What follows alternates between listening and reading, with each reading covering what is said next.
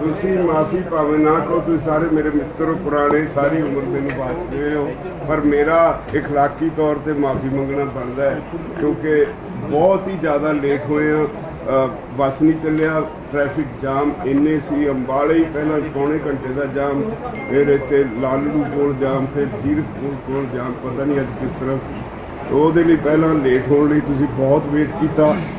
तुहाडा एक तरह का मेरे सिर बहुत बड़ा एहसान है, जिहदे मैं तुहाडा बहुत परवासी माफ़ी मंगदा। असीं किसान मोर्चे नूं दिल्ली दी बरूहां ते चलदे अज 105 दिन हो गए ने।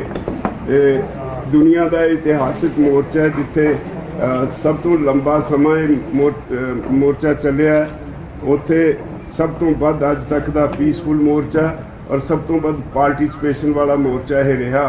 तो सरकार दा अपने राज हट च फसी है।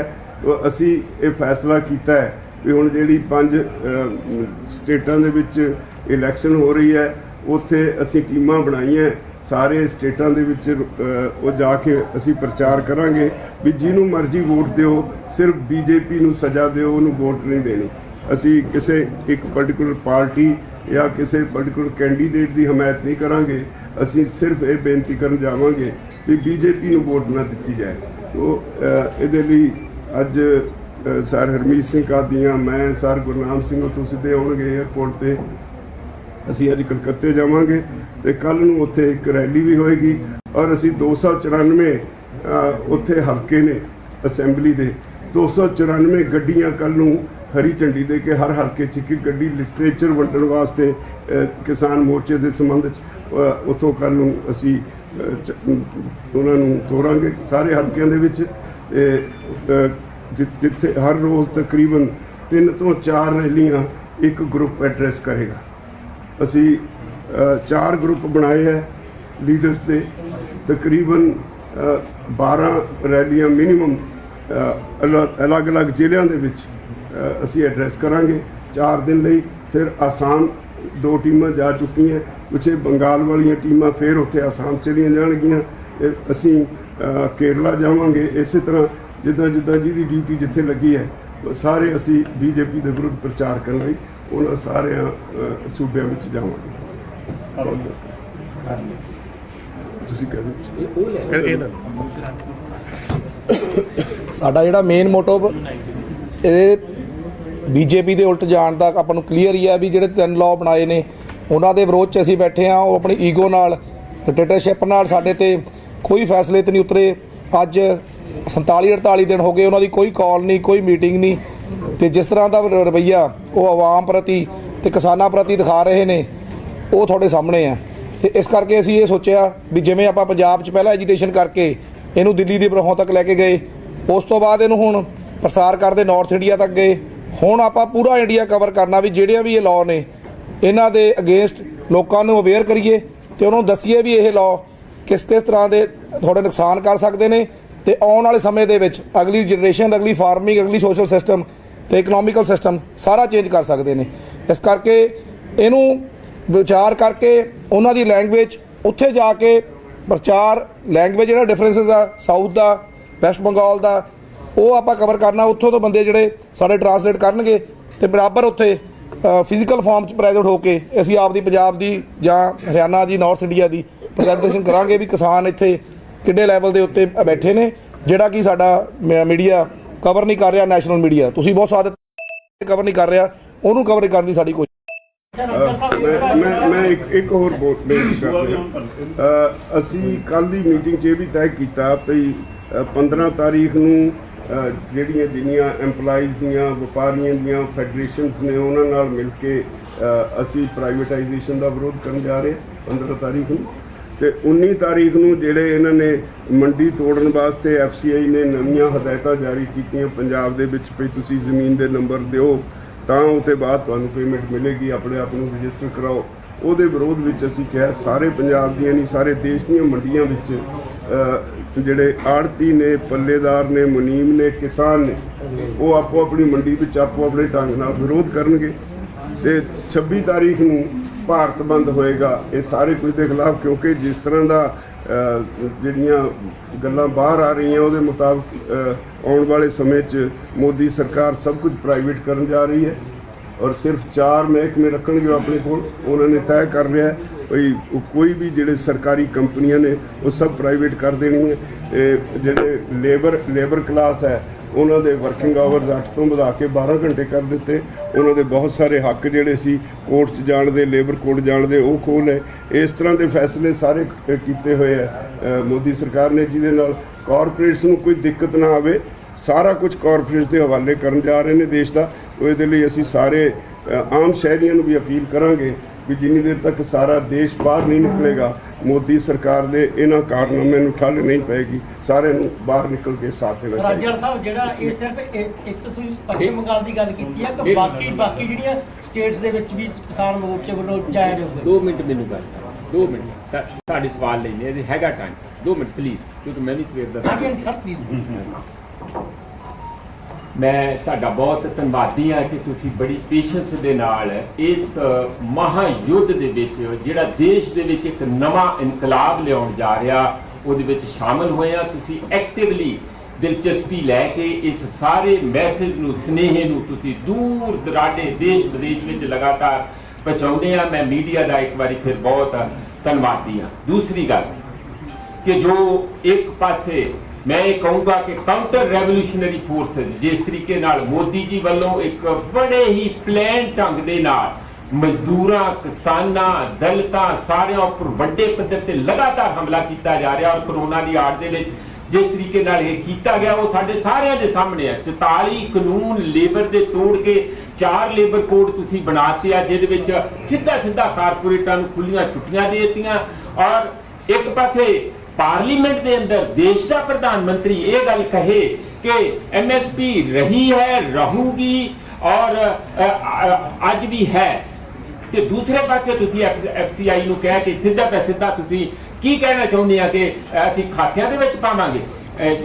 ਜਿਹੜੇ ਟੈਨੈਂਟ ਕਿੱਥੇ ਜਾਣਗੇ, ਜਿਹੜੇ ਕਿਰਾਏ ਤੇ ਜ਼ਮੀਨ ਲੈ ਕੇ ਕਰਦੇ ਆ, ਠੇਕੇ ਤੇ ਜ਼ਮੀਨ ਲੈ ਕੇ ਕਰਦੇ ਆ, ਉਹ ਕਿੱਥੇ ਜਾਣਗੇ? ਔਰ ਜਿਹੜੇ ਬਾਕੀ ਆੜਤੀਆ ਦਾ ਸਿਸਟਮ ਆ ਉਹ ਕਿੱਥੇ ਜਾਊਗਾ? ਮੰਡੀਆਂ ਖਤਮ ਕਰਨ ਵੱਲ ਚੱਲੇ। ਮੈਂ ਤੁਹਾਨੂੰ ਕਹਿਣਾ ਇਹ ਚਾਹੁੰਦਾ ਆ ਵੀਰੋ ਕਿ ਇਸ ਲੜਾਈ ਨੂੰ ਸਿਰਫ ਕਿਸਾਨਾਂ ਦੀ ਲੜਾਈ ਤੱਕ ਸੀਮਿਤ ਹੋ ਕੇ ਨਾ ਦੇਖੋ।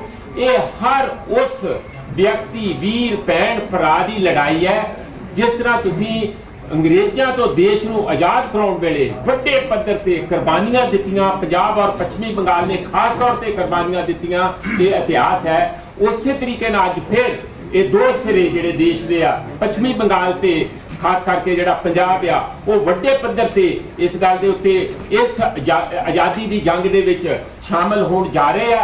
ये आज़ादी दी जंग इन्हां कारपोरेटां तो, इन्हां इस किस्म के प्राइवेटाइजेशन के युग तो और जिहड़ी साडी अनपढ़ता और जिहड़ी साडी सेहत सेवावां दे विच जिन्ना धांधली है उन्हां सारियां गल्लां तो एक वड्डा महाज जिहड़ा किसानां दी लीडरशिप विच जिहड़े कि बहुत ही सूझ-बूझ दे नाल अज तक इस मूवमेंट नूं अगे वधा रहे आ और वो चल पिया। और इस मैनूं चंगी खबर मैं तुहानूं इह दिन्ना आ कि समुचे देश दे विच इन्ना ज़्यादा वड्डा हंगारा आया। मैं हुणे मैनूं पश्चिमी बंगाल तो 2 फोन आए आ, उत्थे इन्ने वड्डे पद्धर ते ऑलरेडी लोग उत्साहित हैगे आ और इस तरीके नाल जिवें राजेवाल जी ने दस्सिया कि मैनूं लगदा कि मोदी नूं बहुत बुरे तरीके दे नाल पुठे मूँह वो बंगाली सुट्टण लई इस वेले उत्थे दी बंगाल दी धरती ते तैयार आ। असीं इसे उम्मीद दे नाल उत्थे चले आ और अपना जिहड़ा सुनेहा देण चले आ। बहुत बहुत धन्नवाद।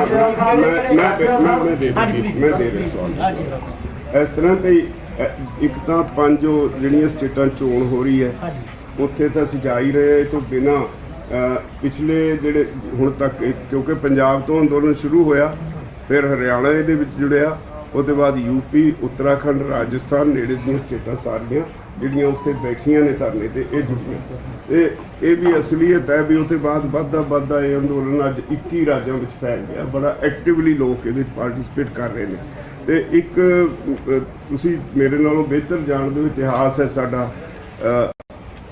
ਪਤਾ ਨਹੀਂ ਕੁਦਰਤ ਵਾਲੇ ਨੇ ਕਿੱਦਾਂ ਲਿਖਿਆ, ਹਰ ਅੰਦੋਲਨ ਦੀ ਸ਼ੁਰੂਆਤ ਪੰਜਾਬ 'ਚੋਂ ਹੁੰਦੀ ਹੈ। ਆਜ਼ਾਦੀ ਦੀ ਲੜਾਈ ਪੰਜਾਬ 'ਚੋਂ ਸਭ ਤੋਂ ਵੱਧ ਕੁਰਬਾਨੀਆਂ ਐਮਰਜੈਂਸੀ ਦੇ ਖਿਲਾਫ ਅਸੀਂ ਲੜੇ। ਹੁਣ ਇਸ ਅੰਦੋਲਨ ਦਾ ਮੁੱਢ ਵੀ ਵੱਜਾ ਤਾਂ ਪੰਜਾਬ 'ਚੋਂ ਵੱਜਾ ਤੇ ਬਾਕੀ ਲੋਕ ਨਾਲ ਸ਼ਾਮਲ ਹੁੰਦੇ ਗਏ। ਤੇ ਅਸੀਂ ਬੰਗਾਲ ਦੇ ਲੋਕਾਂ ਨੂੰ ਇਹ ਵੀ ਕਹਿਣ ਵਾਲੇ ਹਾਂ ਵੀ ਜਦੋਂ ਆਜ਼ਾਦੀ ਦੀ ਲੜਾਈ ਹੋਈ ਸਹੀ ਮਾਅਨਿਆਂ ਵਿੱਚ ਪੰਜਾਬ ਤੇ ਬੰਗਾਲ ਨੇ ਲੜੀ। ਪੰਜਾਬ ਔਰ ਬੰਗਾਲ ਦੇ ਲੋਕ ਸੀ ਜਿਨ੍ਹਾਂ ਦੀ ਕੱਟਵੱਡ ਹੋਈ। ਅਸੀਂ ਆਪੋ ਵਿੱਚ ਹੀ ਭਰਾਵਾਂ ਨੂੰ ਹੋਰ ਜਿਹੜੇ ਬੰਗਲਾਦੇਸ਼ 'ਚ ਗਏ, ਪਾਕਿਸਤਾਨ 'ਚ ਗਏ, ਉਹ ਵੱਡੇ ਜਿਹੜੇ ਉੱਧਰੋਂ ਆਏ ਉਹਨਾਂ ਨੇ ਵੱਢਿਆ। ਉਹ ਆਜ਼ਾਦੀ ਦੀ ਲੜਾਈ ਸਭ ਤੋਂ ਵੱਡਾ ਹਿੱਸਾ ਇਹਨਾਂ ਦੋਨਾਂ ਰਾਜਾਂ ਦਾ ਸੀ। ਤੇ ਹੁਣ ਵੀ ਇਸ ਅੰਦੋਲਨ ਵਿੱਚ ਅਸੀਂ ਉਮੀਦ ਕਰਾਂਗੇ ਵੀ ਇਹ ਦੋਵੇਂ ਰਾਜ ਫਿਰ ਅਹਿਮ ਰੋਲ ਅਦਾ ਕਰਨਗੇ। ਸਾਰੀਆਂ ਸਟੇਟਾਂ ਵਿੱਚ ਅਸੀਂ ਕਿਸਾਨਾਂ ਨੂੰ ਤਾਂ ਅਪੀਲ ਕਰਨੀ ਹੈ, ਆਮ ਲੋਕਾਂ ਨੂੰ ਜਿਸ ਤਰ੍ਹਾਂ ਦਾ ਹੁਣ ਲੇਟੈਸਟ ਆਈ ਜਾ ਰਿਹਾ ਬਾਹਰ ਜੋ ਕੁਝ ਮੋਦੀ ਸਰਕਾਰ ਕਰਨ ਜਾ ਰਹੀ ਹੈ, ਕਿਸੇ ਵਰਗ ਨੂੰ ਬਖਸ਼ਣਾ ਨਹੀਂ ਇਹਨਾਂ ਨੇ। ਤੋ ਇਸ ਲਈ ਅਸੀਂ ਸਾਰੇ ਦੇਸ਼ ਵਿੱਚ ਜਾਵਾਂਗੇ, ਭਾਵੇਂ ਸਾਨੂੰ ਸਪੋਰਟ ਮਿਲਦੀ ਹੈ। ਅਸੀਂ ਆਉਣ ਵਾਲੇ ਦਿਨਾਂ ਵਿੱਚ ਆਪਣੀਆਂ ਟੀਮਾਂ ਬਣਾ ਕੇ ਹਰ ਰਾਜ ਵਿੱਚ ਜਾ ਕੇ ਲੋਕਾਂ ਨੂੰ ਵੱਡੀਆਂ ਰੈਲੀਆਂ ਕਰਕੇ ਇਹ ਅੰਦੋਲਨ ਨੂੰ ਹੋਰ ਤੇਜ਼ ਕਰਨ ਲਈ ਕਹਾਂਗੇ। ਰਾਜੇਵਾਲ ਸਾਹਿਬ, ਮੋਦੀ ਸਰਕਾਰ ਵੱਡਾ ਦੋਸ਼ ਲਾ ਰਹੀ ਹੈ ਕਿ ਕਿਸਾਨ ਜਥੇਬੰਦੀਆਂ ਸਿਆਸਤ ਕਰ ਰਹੀਆਂ ਨੇ, ਇਹ ਮੋਦੀ ਨੂੰ ਡੀਫੇਮ ਕਰ ਰਹੀਆਂ ਨੇ। ਇਹਨਾਂ ਵਿੱਚ ਕਾਮਰੇਡ ਨੇ, ਉਹਨਾਂ ਦਾ ਕੰਮ ਹੀ ਇਹੀ ਹੈ ਵੀ ਸਰਕਾਰਾਂ ਵਿਰੁੱਧ ਲੜਨਾ। ਜਦੋਂ ਤੁਸੀਂ ਕੋਲਕਾਤਾ ਜਾਓਗੇ ਜਾਂ ਤੁਸੀਂ ਬਿਹਾਰ ਜਾਓਗੇ, ਉੱਥੇ ਜਾ ਕੇ ਕਹੋਗੇ ਕਿ ਬੀਜੇਪੀ ਨੂੰ ਵੋਟ ਨਾ ਪਾਓ, ਉਹਦਾ ਅਰਥ ਇਹੀ ਹੈ ਕਿ ਤੁਸੀਂ ਕਿਸੇ ਹੋਰ ਦੀ ਸਪੋਰਟ ਕਰ ਰਹੇ ਜਾਂ ਕੋਈ ਹੋਰ ਜਿੱਤੇਗਾ ਤੇ ਲੱਗੂਗਾ ਨਹੀਂ ਕਿ ਤੁਹਾਡੇ ਤੇ 25 ਸਟੈਂਪ ਲੱਗ ਜੂਗੇ। ਦੇਖ ਲਓ, ਇਹ ਤਾਂ ਹੁਣ ਵੋਟਾਂ ਵੀ ਮੰਗ ਰਹੇ ਨੇ ਤੇ ਸਿਆਸਤ ਕਰ ਰਹੇ। ਨਹੀਂ, ਇਸ ਤਰ੍ਹਾਂ ਨਹੀਂ। ਅਸੀਂ ਕਿਸੇ ਪਰਟੀਕੂਲਰ ਕੈਂਡੀਡੇਟ ਕਿਸੇ ਪਾਰਟੀ ਵਾਸਤੇ ਵੋਟ ਨਹੀਂ ਮੰਗਾਂਗੇ। ਉੱਥੇ 3-4 ਪਾਰਟੀਆਂ ਹੋਰ ਵੀ ਹੋ ਸਕਦੀਆਂ। ਅਸੀਂ ਸਿਰਫ ਤੇ ਸਿਰਫ ਬੀਜੇਪੀ ਦਾ ਵਿਰੋਧ ਕਰਨ ਲਈ ਜਾਵਾਂਗੇ। ਤਾਂ ਇਹ ਬੜੀ ਸਾਫ਼ ਗੱਲ ਹੈ। ਬਾਕੀ ਮੋਦੀ ਸਰਕਾਰ ਦੇ ਕੋਲ ਕਹਿਣ ਲਈ ਕੁਝ ਨਹੀਂ। ਉਹ ਜਿਸ ਤਰ੍ਹਾਂ ਅਸੀਂ ਉਹਨਾਂ ਨੂੰ ਇਹ ਕਾਨੂੰਨਾਂ ਦੇ ਸੰਬੰਧ 'ਚ ਬਾਰ-ਬਾਰ, ਇੱਕ ਵਾਰ ਨਹੀਂ 3-4 ਵਾਰ ਅਸੀਂ ਕਲੌਜ਼ ਬਾਈ ਕਲੌਜ਼ ਬਹਿਸ ਕੀਤੀ ਤੇ ਹਰ ਕਲੌਜ਼ ਦੀ ਬਹਿਸ ਤੋਂ ਬਾਅਦ ਉਹ ਕਹਿੰਦੇ ਸੀ ਅੱਛਾ ਇਹਦੇ 'ਚ ਇਹ ਅਮੈਂਡਮੈਂਟ ਕਰ ਦਿੰਦੇ ਹਾਂ। ਅਗਲੀ ਵਾਰੀ ਹੋਰ ਅਗਲੀ ਕਲੌਜ਼ 'ਤੇ ਹੋਈ, ਅੱਛਾ ਇਹਦੇ 'ਚ ਇਹ ਅਮੈਂਡਮੈਂਟ ਕਰ ਦਿੰਦੇ ਹਾਂ। ਤੇ ਸਾਡਾ ਕਹਿਣਾ ਸੀ ਕਿ ਇੰਨੀਆਂ ਅਮੈਂਡਮੈਂਟਾਂ ਹੀ ਕਰਨੀਆਂ ਨੇ, ਫਿਰ ਇਹਦੇ ਵਿੱਚ ਹੈ ਕੁਝ ਨਹੀਂ, ਤਾਂ ਇਹਨੂੰ ਵਾਪਸ ਕਿਉਂ ਨਹੀਂ ਲੈਂਦੇ। ਅੱਜ ਉਹਨਾਂ ਨੇ ਇਹਨੂੰ ਇੱਜ਼ਤ ਦਾ ਸਵਾਲ ਬਣਾਇਆ, ਕਿਉਂਕਿ ਅੱਜ ਤੱਕ ਦੇਸ਼ ਦੀ ਆਜ਼ਾਦੀ ਤੋਂ ਬਾਅਦ ਕੋਈ ਵੀ ਕਾਨੂੰਨ ਨਹੀਂ ਜਿਹੜਾ ਬਣਦੇ ਸਾਰੇ ਰਿਪੀਲ ਕਰਨ ਦੀ ਮੰਗ ਉੱਠੀ ਹੋਵੇ। ਇਹ ਪਹਿਲੀ ਵਾਰੀ ਹੋਇਆ। ਪਹਿਲੀ ਵਾਰੀ ਕਾਨੂੰਨ ਨੇ ਜਿਨ੍ਹਾਂ ਦੇ ਖਿਲਾਫ ਇੱਕਦਮ ਆਵਾਜ਼ ਉੱਠੀ ਕਿ ਰਿਪੀਲ ਕੀਤੇ ਜਾਣ।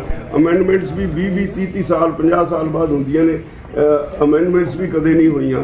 ਇੱਥੇ ਤਾਂ ਰਿਪੀਲ ਕਰਨ ਤੇ ਗੱਲ ਆ ਗਈ। ਇਸ ਕਰਕੇ ਉਹਨਾਂ ਨੂੰ ਕੋਈ ਸਾਡੀ ਕਿਸੇ ਗੱਲ ਦਾ ਉਹਨਾਂ ਕੋਲ ਜਵਾਬ ਹੈ ਨਹੀਂ। ਝੂਠ ਬੋਲਣ ਦਾ ਉਹਨਾਂ ਨੇ ਪੂਰਾ ਹੀ ਠੇਕਾ ਲਿਆ।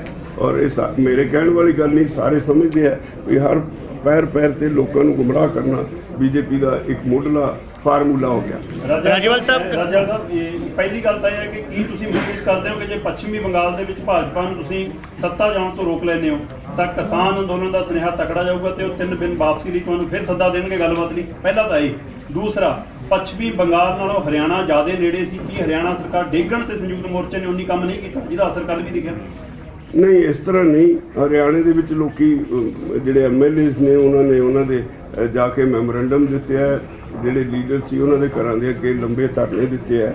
ਤੇ ਜੇ ਉਹਨਾਂ ਨੇ ਨਹੀਂ ਸਾਥ ਦਿੱਤਾ ਤਾਂ ਉਹਦੀ ਸਜ਼ਾ ਲੋਕੀ ਜ਼ਰੂਰ ਦੇਣਗੇ। ਇਹਦੇ 'ਚ ਕੋਈ ਦੋ ਰਾਏ ਨਹੀਂ। ਲੋਕਾਂ ਦੇ ਵਿੱਚ ਗੁੱਸਾ ਵਧਿਆ। ਬਾਕੀ ਜਿੱਥੋਂ ਤੱਕ ਬੰਗਾਲ ਦਾ ਸਵਾਲ ਹੈ, ਸਾਨੂੰ ਲੱਗਦਾ ਹੈ ਵੀ ਕਿਉਂਕਿ ਉੱਥੇ ਸਾਡੀਆਂ ਜਿਹੜੀਆਂ ਆਰਗੇਨਾਈਜੇਸ਼ਨਸ ਨੇ ਆਲਰੇਡੀ ਬਹੁਤ ਸਰਗਰਮ ਹੋ ਚੁੱਕੀਆਂ ਔਰ ਉਹਨਾਂ ਨੇ ਆਪ ਹੀ ਪਲਾਨ ਕੀਤਾ ਵੀ ਤੁਸੀਂ ਸਾਨੂੰ 294 ਗੱਡੀਆਂ ਹਰੀ ਝੰਡੀ ਦੇ ਕੇ ਤੋਰੋ। 294 ਦੇ 294 ਹਲਕਿਆਂ 'ਚ ਲਿਟਰੇਚਰ ਅਸੀਂ ਉਹਨਾਂ ਨੂੰ ਭੇਜ ਦਿੱਤਾ ਹੋਇਆ। ਉਹ ਜਾ ਕੇ ਲੋਕਾਂ ਨੂੰ, ਕਿਸਾਨਾਂ ਨੂੰ ਵੰਡਣਗੇ। ਅਸੀਂ ਆਸ ਕਰਦੇ ਹਾਂ ਵੀ ਹੁੰਗਾਰਾ ਜਿਸ ਤਰ੍ਹਾਂ ਦਾ ਮਿਲ ਰਿਹਾ ਵੀ ਬੀਜੇਪੀ ਨੂੰ ਉੱਥੇ ਚੰਗਾ ਝਟਕਾ ਮਿਲੇਗਾ। ਜਿਹੜਾ ਉੱਥੇ ਨਹੀਂ, ਅਸੀਂ ਤਾਂ ਦੂਸਰੀਆਂ ਸਟੇਟਾਂ 'ਚ ਵੀ ਜਾ ਰਹੇ ਹਾਂ। ਰਾਜੇਵਾਲ ਸਾਹਿਬ, ਕੱਲ ਤੁਸੀਂ ਸੰਯੁਕਤ ਕਿਸਾਨ ਮੋਰਚੇ ਦੀ 9 ਮੈਂਬਰੀ ਕਮੇਟੀ ਬਣਾਈ ਹੈ। ਜਿਹੜੀ 32 ਮੈਂਬਰੀ ਕਮੇਟੀ ਸੀ ਉਸਨੂੰ 9 ਮੈਂਬਰੀ ਕਰ ਦਿੱਤਾ ਹੈ। ਉਹਦੇ ਪਿੱਛੇ ਕੀ ਕਾਰਨ ਰਿਹਾ ਅਸਲ? ਉਹਨੂੰ ਕਿਸੇ ਨੇ ਮਿਸਕੋਟ ਕੀਤਾ, ਉਹਨੂੰ ਸਮਝਣ ਦੀ ਕੋਸ਼ਿਸ਼ ਕਰੋ। ਆਲਰੇਡੀ ਨੈਸ਼ਨਲ ਲੈਵਲ ਦੀ ਬੋਡੀ 'ਚ 7 ਮੈਂਬਰ ਸੀ। ਸਰ ਜੋਗਿੰਦਰ ਸਿੰਘ ਉਗਰਾਹਾਂ ਤੇ ਟਕੈਤ ਸਾਹਿਬ ਦੇ ਭਾਈ ਸਾਹਿਬ, ਉਹ ਯੁੱਧ ਵੀ ਟਕੈਤ, ਉਹ ਐਡਹੌਕ ਤੌਰ ਤੇ ਅਸੀਂ ਉਹਨਾਂ ਨੂੰ ਬੁਲਾਇਆ ਕਰਦੇ ਸੀ। ਉਹਨਾਂ ਨੂੰ ਰੈਗੂਲਰ ਕਰਕੇ 9 ਮੈਂਬਰੀ ਬਣੀ ਹੈ। ਕੋਈ ਐਸੀ ਨਹੀਂ ਵੀ ਕੋਈ ਨਵਾਂ ਕੁਝ ਕਰਤਾ। ਸਾਨੂੰ ਜਿਸ ਤਰ੍ਹਾਂ ਜਿਵੇਂ ਬਾਹਰਲੀਆਂ ਸਟੇਟਾਂ 'ਚੋਂ ਕੱਲ੍ਹ ਨੂੰ ਹੋਰ ਵੀ ਜਿਹੜੇ ਐਕਟਿਵਲੀ ਇੱਥੇ ਆ ਸਕਦੇ ਆ ਮੋਰਚੇ ਤੇ ਉਹਨੂੰ ਫਿਰ ਵੀ ਐਡ ਕਰ ਸਕਦੇ ਆ, ਪਰ ਇਹਦਾ ਜਿਸ ਤਰ੍ਹਾਂ ਕੱਲ੍ਹ ਕੋਟ ਕੀਤਾ ਗਿਆ ਕਿਸੇ ਵੱਲੋਂ ਉਹ ਗਲਤ ਸੀ।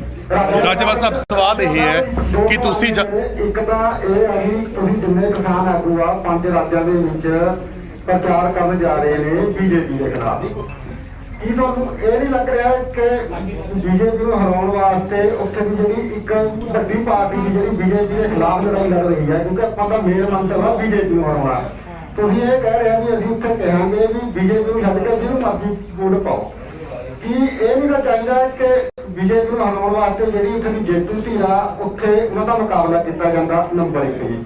ਨੰਬਰ 2, ਪਿਛਲੇ ਦਿਨਾਂ ਦੇ ਵਿੱਚ ਪੰਜਾਬ ਦੇ ਵਿੱਚ ਵੱਡੀ ਪੱਧਰ ਤੇ ਲੋਕਾਂ ਨੇ ਜਿਹੜੇ ਰੈਸ ਦੇ ਫੋਨ ਸੀਗੇ ਉਹ ਆਪਣੇ ਕੋਟ ਕਰਾ ਕੇ ਫੋਨ ਲਿੱਤੇ ਨੇ, ਪਰ ਪਿਛਲੇ ਦਿਨਾਂ ਦੇ ਵਿੱਚ ਪੰਜਾਬ ਦੇ ਜਿਹੜਾ ਪਾਵਰ ਕਾਮ ਆ ਉਹਨਾਂ ਨੇ ਇੱਕ ਆਪਣਾ ਸਰਕੂਲਰ ਜਾਰੀ ਕਰਤਾ, ਉਹ ਆਪਣੇ ਮੁਲਾਜ਼ਮਾਂ ਨੂੰ ਦੁਬਾਰਾ ਤੇ ਰਿਲਾਇੰਸ ਦੇ ਜਿਹੜੇ ਫੋਨ ਆ ਜੀਓ ਦੇ ਉਹ ਦੇਣ ਜਾ ਰਹੇ ਆ। ਮੁੱਖ ਮੰਤਰੀ ਕੈਪਟਨ ਅਮਰਿੰਦਰ ਸਿੰਘ ਦੇ ਅਧੀਨ ਇਹ ਡਿਪਾਰਟਮੈਂਟ ਆ, ਤੁਸੀਂ ਇਹਨਾਂ ਨੂੰ ਕਿਸ ਤਰ੍ਹਾਂ ਦੇਖਦੇ ਹੋ? ਦੇਖੋ, ਇੱਕ ਤਾਂ ਕੈਪਟਨ ਸਾਹਿਬ ਨੇ ਕੀ ਕੀਤਾ ਸੌਦੇ, ਅਸੀਂ ਤਾਂ ਉਹ ਤੋਂ ਪਹਿਲਾਂ ਤੋਂ ਹੀ ਸੰਤੁਸ਼ਟ ਨਹੀਂ। ਜਦੋਂ ਬਣ ਕੇ ਆਏ ਹੈ ਉਹਨਾਂ 'ਚ ਅਮੈਂਡਮੈਂਟ ਕੀਤੀ, ਉਹਨਾਂ ਨੂੰ ਰਿਜੈਕਟ ਉਦੋਂ ਨਹੀਂ ਕੀਤਾ। ਅਸੀਂ ਉਦੋਂ ਵੀ ਕਿਹਾ ਸੀ ਵੀ ਇਹ ਤੁਹਾਡੀ ਨੀਅਤ ਤੇ ਸਾਨੂੰ ਸ਼ੱਕ ਹੈ। ਇਸੇ ਤਰ੍ਹਾਂ ਜਿਹੜੇ ਇਹਦੇ ਜੀਓ ਦੇ ਹੈਗੇ ਨੇ ਉਹਨਾਂ ਨੇ ਕੋਈ ਸਮਝੌਤਾ ਕੀਤਾ ਤੇ ਕਿਸਾਨਾਂ ਨੂੰ ਉਦੋਂ ਕੋਈ ਬਹੁਤੀ ਆਸ ਨਹੀਂ, ਸਾਡੇ ਵਾਸਤੇ ਤਾਂ ਇਹ ਸਭ ਇੱਕੋ ਜਿਹੇ ਨੇ।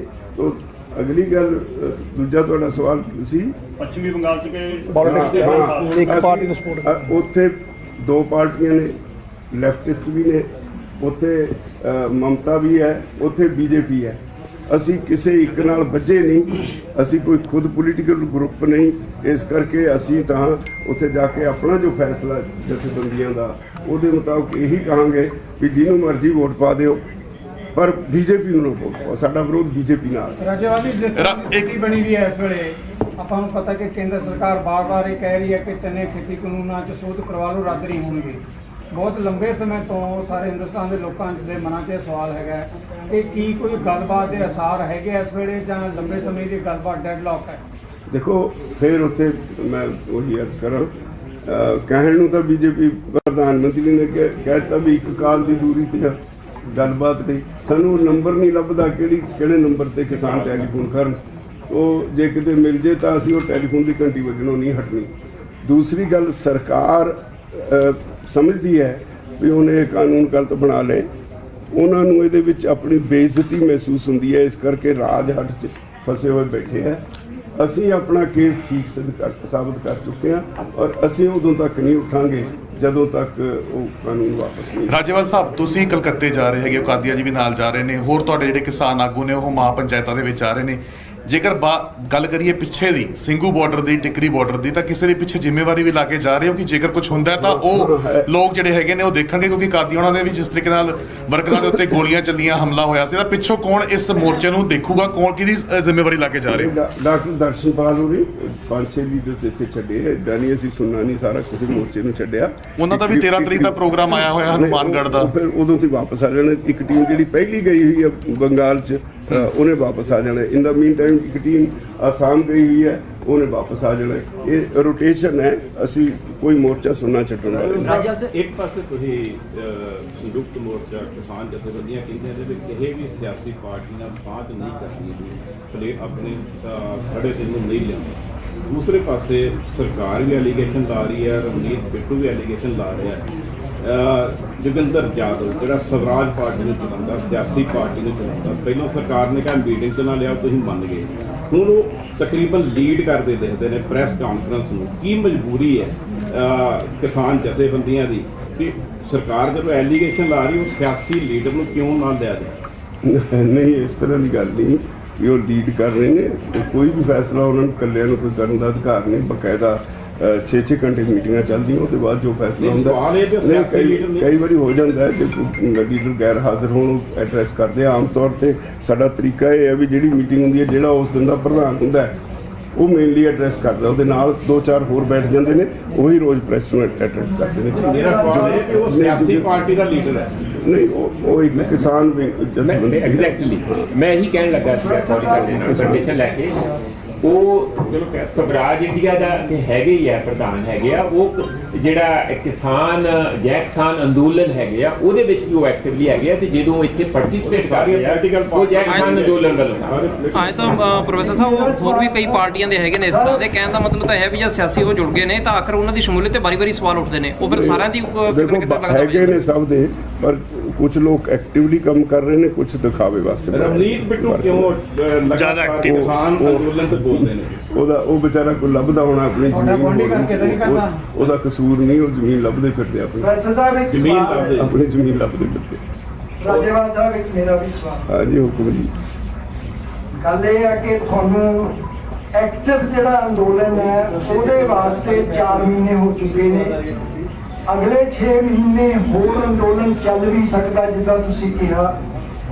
ਪੰਜਾਬ ਦੀ ਇਲੈਕਸ਼ਨ ਵਾਸਤੇ ਕੀ ਕਿਸਾਨ ਸੰਘਰਸ਼ ਮੋਰਚੇ ਨੇ ਜਾਂ ਸੰਯੁਕਤ ਮੋਰਚੇ ਨੇ ਕੋਈ ਪਲਾਨ ਬਣਾਇਆ ਆਪਣੀ ਵੱਖਰੀ ਪੋਲੀਟੀਕਲ ਪਾਰਟੀ ਖੜੀ ਕਰਨ ਦਾ? ਨਹੀਂ, ਇਹ ਸਵਾਲ ਹੀ ਮੈਂ ਐਗਰੀ ਨਹੀਂ ਕਰਦਾ। ਜਿਹੜਾ ਦਿਮਾਗ 'ਚ ਹੀ ਨਹੀਂ ਕਿਸੇ ਦੇ ਆਇਆ। ਅਸੀਂ ਸਿਰਫ ਅੰਦੋਲਨ ਤੱਕ ਸੀਮਤ ਹਾਂ, ਅੰਦੋਲਨ ਤੋਂ ਬਾਹਰ ਅਸੀਂ ਬਿਲਕੁਲ ਨਹੀਂ। ਸਾਰੀ ਟੋਟਲ ਕਨਸੈਂਟਰੇਸ਼ਨ ਅੰਦੋਲਨ ਤੇ ਹੈ। ਬਾਹਰ ਦੀਆਂ ਕਿਆ ਸਰਾਈਆਂ ਨੇ, ਇੱਦਾਂ ਦੀ ਕੋਈ ਗੱਲ ਨਹੀਂ। ਕੁਝ ਕਿਸਾਨਾਂ ਨੇ ਰਾਜੇਵਾਲ ਸਾਹਿਬ ਪੱਕੇ ਘਰ ਨਿਕਲ ਕਰਤੇ ਉੱਥੇ। ਹਾਂ, ਹੁਣ ਇੱਦਾਂ ਤਾਂ ਦੇਖੋ ਜੀ, ਉੱਥੇ ਰਹਿਣਾ ਜਦੋਂ ਸੱਚ ਪੁੱਛੋ, ਮੈਂ ਹਾਲੇ ਤਾਈਂ ਘਰ ਨਹੀਂ ਗਿਆ ਜਦੋਂ ਦਾ ਅੰਦੋਲਨ ਸ਼ੁਰੂ ਹੋਇਆ। ਮੇਰਾ ਪੋਤਾ ਇੱਥੇ ਖੜਾ ਪਿੱਛੇ, ਉਹ ਮੈਨੂੰ ਹਰ ਵਾਰੀ ਇੱਥੋਂ ਆਉਂਦਾ ਹੁੰਦਾ ਵੀ ਬਾਪੂ ਜੀ ਘਰ ਚੱਲੋ। ਮੈਂ ਕਿਹਾ ਵੀ ਮੈਂ ਤਾਂ ਹੁਣ ਅਖੀਰ 'ਚ ਆਊਂਗਾ। ਉੱਥੇ ਮੋਹ ਜਿਹਾ ਹੋ ਗਿਆ, ਉਹ ਸਾਡੇ ਪਿੰਡ ਬਣ ਗਏ। ਉਹ ਉੱਥੇ ਲੋਕਾਂ ਨੇ AC ਤੱਕ ਲਾ ਲਏ, ਟਰਾਲੀਆਂ ਦੇ ਵਿੱਚ ਪੱਖੇ ਲਾ ਲਏ, AC ਲਾ ਲਏ, ਛੰਨਾਂ ਪੈ ਰਹੀਆਂ। ਤੁਸੀਂ ਜਾ ਕੇ ਦੇਖੋ ਹੁਣ ਕਿਵੇਂ ਸਿਆਲ ਤੋਂ ਬਾਅਦ ਗਰਮੀਆਂ ਵਾਲੀਆਂ ਤਬਦੀਲੀਆਂ ਕਿਵੇਂ ਹੋ ਰਹੀਆਂ ਲੋਕਾਂ ਦੀਆਂ ਉੱਥੇ ਰਹਿਣ ਨੂੰ। ਔਰ ਜਿਹੜੇ ਉੱਥੇ ਮੇਰੇ ਵਰਗੇ ਹਜ਼ਾਰਾਂ ਲੋਕ ਐਸੇ ਬੈਠੇ ਨੇ ਜਿਹੜੇ ਪੱਕੇ ਹੀ ਬੈਠੇ ਨੇ, ਸ਼ੁਰੂ ਤੋਂ ਗਏ ਹੋਏ, ਵਾਪਸ ਉਹ ਵੀ ਆਉਣ ਨੂੰ ਤਿਆਰ ਨਹੀਂ, ਉੱਥੇ ਹੀ ਬੈਠੇ ਨੇ ਸਾਰੇ। ਉਹ ਕਹਿੰਦੇ ਜਿੱਤ ਕੇ ਜਾਣਾ ਨਹੀਂ, ਮੁੜ ਕੇ ਨਹੀਂ ਜਾਣਾ। ਰਾਜੇਵਾਲ ਸਾਹਿਬ ਜਿਵੇਂ ਉਧਰੋਂ ਸਵਾਲ ਆਇਆ, ਉਸੇ ਤਰ੍ਹਾਂ ਦਾ ਸਵਾਲ ਇਹ ਆਉਂਦਾ ਕਿ ਜੇ ਸੰਯੁਕਤ ਮੋਰਚੇ ਚੋਂ ਰਾਜਨੀਤਿਕ ਪਾਰਟੀ ਨਹੀਂ ਤਾਂ ਚਿਹਰੇ ਜ਼ਰੂਰ ਉੱਭਰ ਰਹੇ ਨੇ। ਕੀ ਚਿਹਰੇ ਕੱਲ੍ਹ ਨੂੰ ਵੱਖ-ਵੱਖ ਪਾਰਟੀਆਂ ਦੇ ਨਾਲ ਸੰਪਰਕ 'ਚ ਵੀ ਨੇ? ਇਹ ਵੀ ਚਰਚਾ ਹੁੰਦੀ ਹੈ ਕਿਸੇ ਨੂੰ ਰਾਜ ਸਭਾ ਦੀ ਆਫਰ ਹੋ ਰਹੀ ਹੈ, ਕਿਸੇ ਨੂੰ ਮੁੱਖ ਮੰਤਰੀ ਦੇ, ਕੀ ਅਜਿਹਾ ਵੀ ਕੋਈ? ਸਭ ਹਵਾ 'ਚ ਗੱਲਾਂ ਨੇ, ਨਾ ਕਿਸੇ ਨੂੰ ਉੱਥੇ ਸਿਰ ਖੁਰਕਣ ਦਾ ਭੇਜ ਨਹੀਂ ਯਾਰ। ਕਿਸੇ ਨੂੰ ਕਿਲੇ ਰਾਜਨੀਤਿਕ ਪਾਰਟੀ ਨਾਲ ਉੱਥੇ ਕਰਨਾ ਸੀ ਕੰਟੈਕਟ। ਇੱਕ ਮੈਂ ਤੁਹਾਡਾ ਆਨਸਰ ਦੇਣਾ ਚਾਹੁੰਦਾ ਇਹ ਚੀਜ਼ ਦਾ ਵੀ ਆਪਾਂ ਸਾਰੇ ਤੁਸੀਂ ਪੋਲੀਟੀਕਲ ਪਾਰਟੀਆਂ ਨਾਲ ਵੀ ਕਰਦੇ ਹੋ, ਪ੍ਰੈਸ਼ਰ ਗਰੁੱਪ ਨਾਲ ਵੀ ਕਰਦੇ ਹੋ। ਜਦੋਂ ਅਸੀਂ ਉੱਪਰ ਕੇ ਆਉਂਦੇ ਹਾਂ ਪ੍ਰੈਸ਼ਰ ਗਰੁੱਪ, ਉਦੋਂ ਤੁਸੀਂ ਪੋਲੀਟੀਕਲ ਪਾਰਟੀ ਦੀ ਗੱਲ ਕਿਉਂ ਕਰਦੇ ਹੋ? ਤੁਸੀਂ ਐ ਕਿਉਂ ਨਹੀਂ ਕਹਿੰਦੇ ਵੀ ਪ੍ਰੈਸ਼ਰ ਗਰੁੱਪ ਤਕੜਾ ਹੋ ਜੇ, ਪ੍ਰੈਸ਼ਰ ਗਰੁੱਪ ਹੀ ਇਹੋ ਜਿਹਾ ਤਕੜਾ ਹੋ ਜੇ ਵੀ ਪੋਲੀਟੀਕਲ ਪਾਰਟੀਆਂ ਨੂੰ ਝੁਕਣਾ ਪਵੇ ਉਹਦੇ ਉੱਤੇ। ਤੇ ਇਸ ਵਾਰ ਜੇ ਅੰਦੋਲਨ ਵੱਡਾ ਹੋ ਰਿਹਾ, ਫਿਰ ਉਹੀ ਪੁਰਾਣੀਆਂ ਰਾਜਨੀਤਿਕ ਪਾਰਟੀਆਂ ਵੀ ਪ੍ਰੈਸ਼ਰ ਗਰੁੱਪ ਵਾਲੇ ਰਾਜਨੀਤੀ ਦੇ ਥੱਲੇ ਲੱਗਣਗੇ। ਅਸੀਂ ਐਤਕੀ ਰਾਜਨੀਤੀ ਦੇ ਥੱਲੇ ਲੱਗਣਾ, ਰਾਜਨੀਤੀ ਸਾਡੇ ਥੱਲੇ ਲੱਗੂਗੀ। ਪ੍ਰੈਸ਼ਰ ਗਰੁੱਪ ਨੂੰ ਰਹਿਣ ਦਿਓ, ਸਾਨੂੰ ਹਾਲੇ ਜਿਹੜੇ 3 ਕਾਨੂੰਨ ਨੇ ਸਾਡੇ ਵਾਸਤੇ ਉਹ ਬਹੁਤ ਵੱਡੇ ਨੇ।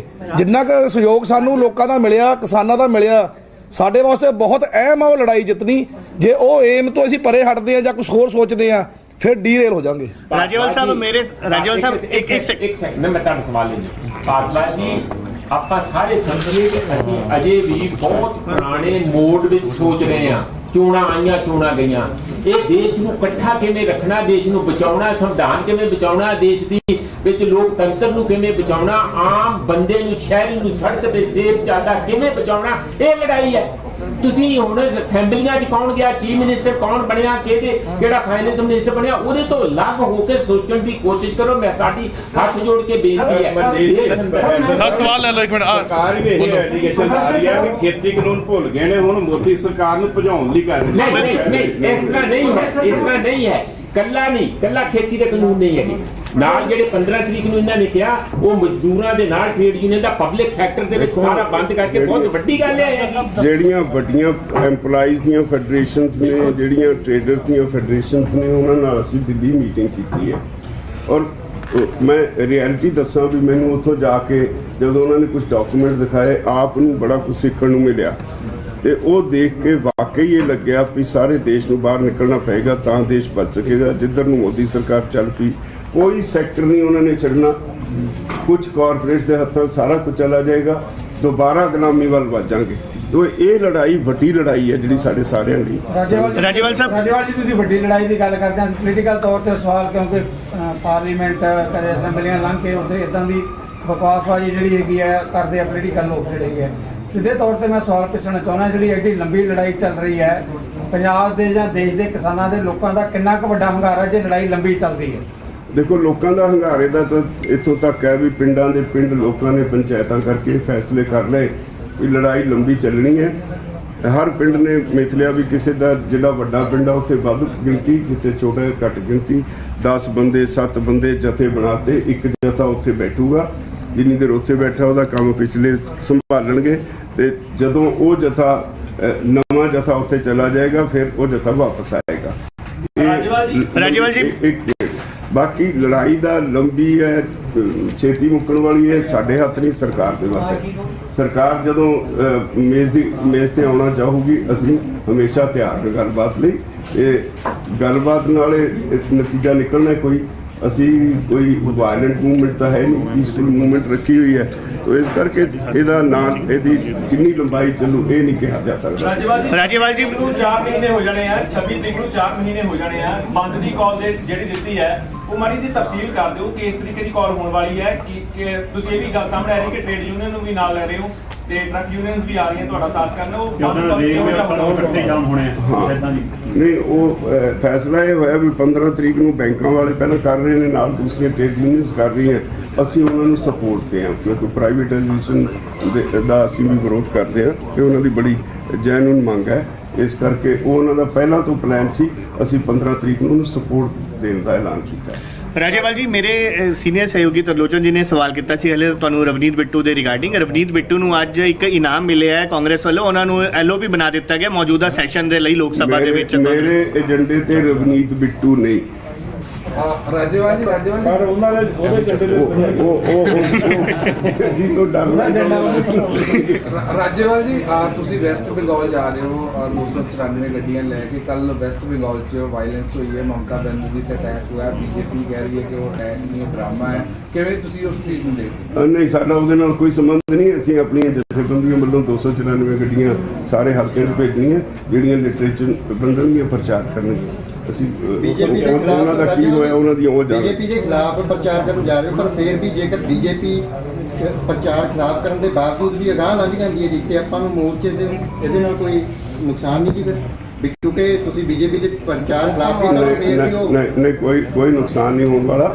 ਅਸੀਂ ਲੋਕਾਂ 'ਚ ਅਵੇਅਰਨੈਸ ਲਿਆ ਰਹੇ ਹਾਂ। ਜਿੰਨਾ ਅੰਦੋਲਨ ਲੰਬਾ ਹੋਈ ਜਾਏਗਾ ਉਨੀ ਅਵੇਅਰਨੈਸ ਵੱਧ ਆਏਗੀ। ਇਸ ਅੰਦੋਲਨ ਦੇ ਬਹੁਤ ਸਾਰੇ ਸਿੱਟੇ ਨਿਕਲਣਗੇ। ਸਿਰਫ 3 ਕਾਨੂੰਨਾਂ ਤੱਕ ਸੀਮਤ ਨਹੀਂ ਰਹਿਣਾ। ਜਿਹੜਾ ਇਸ ਵੇਲੇ ਦੀ ਇਸ ਅੰਦੋਲਨ ਤੋਂ ਪਹਿਲਾਂ ਦੀ ਸਥਿਤੀ ਇਹ ਸੀ, ਮੋਦੀ ਦੇ ਵਿਰੁੱਧ ਕੋਈ ਅੰਦੋਲਨ ਕਰਨ ਲਈ ਤਿਆਰ ਨਹੀਂ ਸੀ। ਹੁਣ ਲੋਕੀ ਬਾਹਰ ਨਿਕਲੇ ਆ, ਤਾਂ ਇਸ ਅੰਦੋਲਨ ਦਾ ਬਹੁਤ ਕੁਝ ਬਹੁਤ ਪਾਸਿਬਿਲਿਟੀ। ਸਰ, ਤੁਸੀਂ ਕਿਹਾ ਵੀ ਕੋਈ ਅਸਰ ਨਹੀਂ ਪਏਗਾ ਜੇ ਬੀਜੇਪੀ ਅੱਗੇ ਲੰਘ ਵੀ ਜਾਂਦੀ ਹੈ। ਅਭੀ ਅਸੀਂ ਅਵੇਅਰ ਕਰਨ ਜਾ ਰਹੇ ਹਾਂ ਲੋਕਾਂ ਨੂੰ। ਹਰਿਆਣੇ ਦੇ ਲੋਕ ਅਵੇਅਰ ਨਹੀਂ ਹੋਏ, ਜਿਹੜਾ ਕੱਲ ਮਤਾ ਪਾਇਆ ਗਿਆ ਹਰਿਆਣਾ ਵਿਧਾਨ ਸਭਾ ਦੇ ਵਿੱਚ, ਉਹ ਫਿਰ ਵੀ ਬੀਜੇਪੀ ਵੱਲੋਂ ਨਹੀਂ, ਉਹ ਐਮਐਲਏ ਅਵੇਅਰ ਨਹੀਂ ਹੋਏ, ਲੋਕੀ ਤਾਂ ਅਵੇਅਰ ਹੋਏ ਆ। ਲੋਕਾਂ ਨੇ ਤਾਂ ਜਾ ਕੇ ਮੰਗ ਕੀਤੀ, ਉਹਨਾਂ ਨੂੰ ਮੈਮੋਰੈਂਡਮ ਦਿੱਤੇ, ਉਹਨਾਂ ਦੇ ਘਰਾਂ ਦੇ ਨੋਟਿਸ ਲਾਏ ਆ, ਲੋਕੀ ਤਾਂ ਉਹਨਾਂ ਦੇ ਘਰ ਅੱਗੇ ਧਰਨੇ ਤੇ ਹੀ ਬੈਠੇ ਆ। ਐਮਐਲਏ ਅਵੇਅਰ ਨਹੀਂ ਹੋਏ, ਉਹਨਾਂ ਨੇ ਤਾਂ ਇੱਥੇ ਤੱਕ ਕਹਿ ਦਿੱਤਾ ਲੋਕਾਂ ਨੇ ਵੀ ਆ ਤਾਂ ਸਰਕਾਰ ਤੋਂ ਬਾਹਰ ਆਓ, ਨਹੀਂ ਫਿਰ ਪਿੰਡਾਂ ਵਿੱਚ ਨਾ ਆਇਓ।